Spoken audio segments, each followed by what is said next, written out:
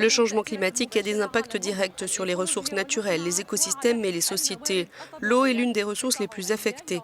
C'est pourquoi de nombreuses associations comme l'Office international de l'eau ou le Conseil mondial de l'eau interviennent sur la scène internationale en matière de gestion, de protection et de conservation de cette ressource inestimable pour l'homme et l'environnement.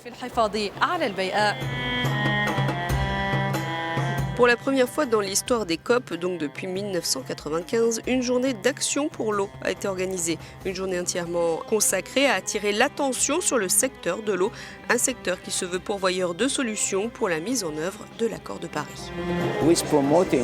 Nous faisons la promotion des problèmes liés à l'eau tout autour du monde depuis 20 ans. Et nous avons finalement réussi, après 5 ans de lobby, 15 ans de débat, à faire reconnaître le droit à l'eau potable comme un droit humain par les Nations Unies. 780 millions de personnes vivant en Asie et en Afrique ou ailleurs sont prioritaires parce que ces gens n'ont pas accès à l'eau potable, à des sanitaires. Ils gagnent moins d'$1 par jour.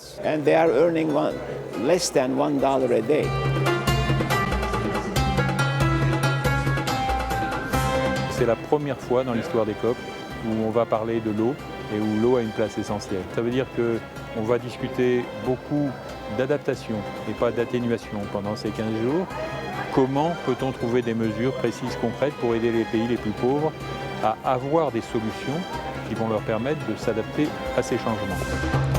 Autre grande thématique, la réduction des émissions de carbone et la promotion des énergies renouvelables. Elles ont fait l'objet d'expériences dans les pays d'Amérique latine et des Caraïbes et donc de conférences à la COP22.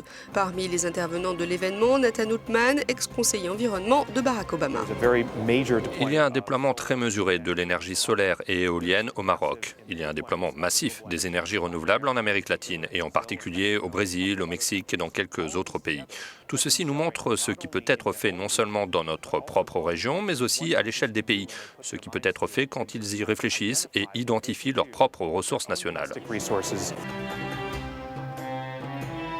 Cette conférence a relevé les points communs de tout ce qui a été fait entre le monde arabe et l'Amérique latine au niveau des énergies renouvelables. Cette conférence aussi a parlé des obstacles au niveau des législations et au niveau du financement des projets des énergies renouvelables dans ces deux régions du monde.